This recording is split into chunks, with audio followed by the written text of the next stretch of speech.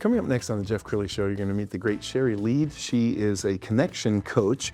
She has gone to all 50 states. She's had meals with random families in all 50 states, and she's going to share her odyssey and what she learned about connection next.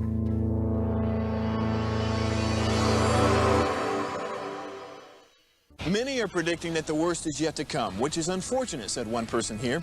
Until now, they've enjoyed the reputation of being the nation's icebox. Watched a burglar in his home this morning by webcam. As a journalist of over 25 years, stories are what make my world turn. Reporting live from the Dallas newsroom tonight, Jeff Crilley, Fox 4 News. But in 2008, I took the jump from my familiar life and started a PR firm from my home. We're talking about anyone with a camcorder like the one I'm using becomes a television network. We started slowly growing the company, and we now have over 100 clients, and we've branched into the world of live digital broadcasting. I now own 8 different TV studios and have a huge team, and the stories that I now get to share are sometimes the most important of my life.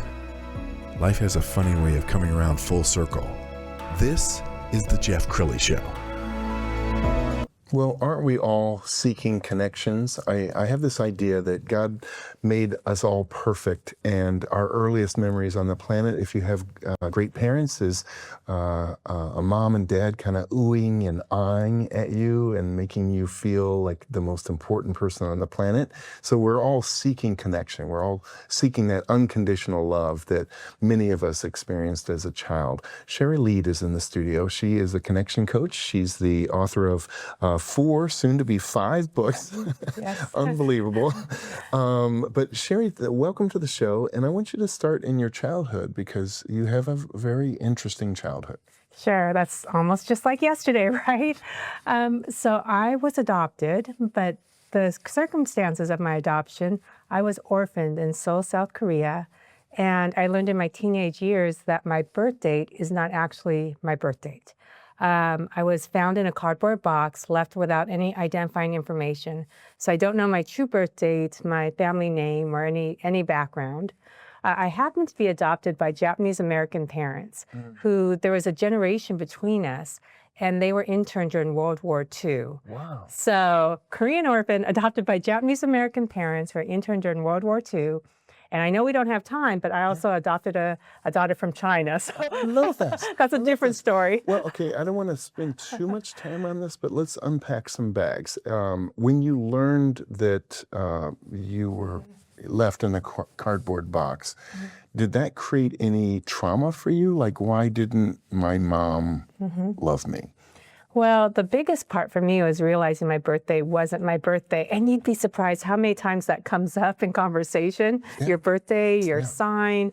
And I was a teenager when I found out. So that also is not the best time to find out that your identity is a little shifted than what you thought it would be. Yes. So I didn't realize it until I was older that this cardboard box had represented to me a symbol that I did not belong here.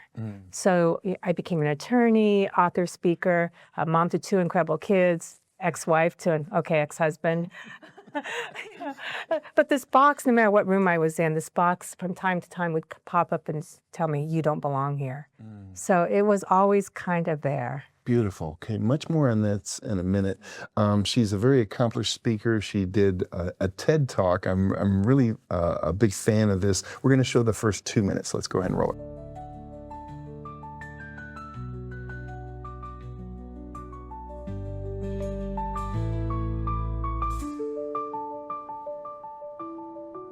Have you ever wanted something so much, searched for something your entire life? For me, that something was belonging. I longed for it. I chased it. I waited for it to show up. But by the time I hit 53, I realized something. If the world wasn't handing it to me, maybe it was time I created it myself. So I came up with a plan, a wild, ambitious, somewhat terrifying plan. I decided to travel to all 50 states in 1 year. But there's a twist. I wasn't looking for landmarks or tourist traps. No, this was going to be deeply personal.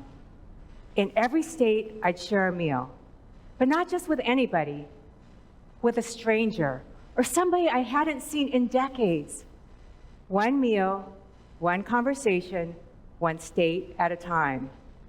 By the end of that year, I sat at 50 tables, shared 50 meals, and met 50 extraordinary women. But this wasn't just about food. This was about courage, connection, and finding belonging in the most unexpected places. Let's go to one of those places, Williamsburg, Virginia, where I met Megan, a makeup artist, a white woman with fair skin, hazel eyes, and blonde hair. Her maiden name was Wilson, but when she got married, she took on her husband's distinctly Japanese last name, Yamamoto. I said, was it hard for you to take on a surname so different than your own background? She said, no, not for me. But here's the funny part. After I took on his name, I got booked solid with Asian wedding parties. You're such a great speaker. All right, let's drill down a little deeper on that. Yeah. What did you learn from that odyssey? Well, what was even more funny, from that video, that little clip there, is she said, Shari, what's funnier is while working on my clients, they often look and say, I see it now. I see the Asian features in you. Point out Asian features that blonde-haired Megan clearly just doesn't have. But then she said something that changed my life. That's a big part of this. She said, people see what they're looking for. And from that moment on, I stopped looking for all the places I didn't belong, and I started seeing all the places that I do. Wow, that is so powerful. I think you have another book in you. Yeah, it's true. You see what you're looking for. We know this when we buy cars, right? When we decide on a car, it's all of a sudden everywhere. You see what you're looking for. Incredible. Let's pull up her website, and as we scroll on the website, let's talk about the audiences that you like to speak to. What's your favorite kind of audience to speak to? One that's laughing and engaged and books jokes. me again. I speak a lot now to founders and entrepreneurs, business owners, associations, really leaders in the community. Yes. And talk about connection, because that's such a big problem we're having now, especially with hybrid working environments and getting our teams to talk to one another, our clients involved, our stakeholders interested. So those are my groups now. And I did see a study recently that said like 1 out of every 2 people who work remotely, they're lonely. I mean, they may have some freedoms that their in-office colleagues don't have, but it's very isolating, isn't it?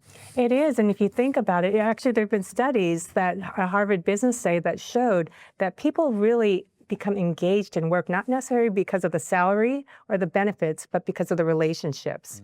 And so as employers, as leaders, if we want our people to be involved, we have to figure out how to help them feel connected, even when they're working remotely. Yes. Okay, we're going to pull up your book cover, and this book comes out in a few months. So tell us the name Flip the Box. What does that mean? Yeah, so you heard the story. Yes. I had been found in that cardboard box, and I took this travel across the U.S. So these were organic conversations that I was having with these strangers.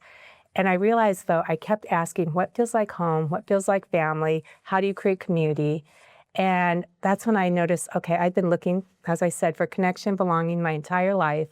And I found it during these travels. And what had happened is I symbolically took that box I was found in and flipped it. And it became a table where connection and belonging is found, which has grown into a movement and now a formula, FLIP, for connection. I love that. Okay, so for the person who doesn't have the time or budget to visit all 50 states. Most of us, right? How can they flip the box without leaving home? Yeah, it's very simple. In fact, there's Flip the Box Day now that's recognized by the National Archives is March 5th, and that can be done anytime. It's simply a time to ask somebody to share a meal with you. You do it here in your studio. I witnessed that this morning. And that's something that I think especially our generation needs to teach the next generation. We've done such a good job teaching them how to disconnect. We need to teach them how to connect. A simple way is just asking somebody to share a meal with you. That's so beautiful. I want you to look into the camera on the left. We have about 2-3 minutes left. So this is your pulpit. You get a chance to do a little preaching to the person who feels disconnected. It takes a simple step. And what I always say is, you can make ugly pretty. You can't make perfect better. So just start ugly with a simple step, asking somebody to share a meal with you. That's the easiest. And remember what Megan said in Virginia, you see what you're looking for. So if you're looking for disconnection, if you're looking for obstacles that prevent you from connecting, you'll find it. But if you're looking for connection, that is what you'll find. Wow, so beautiful. Thank you so much for coming on the show. We're going to end with her website, which is sharileid.com. The great Shari Leid. Thanks for coming on the show. Thank you so much. You bet. That's it for now. We'll see you next time.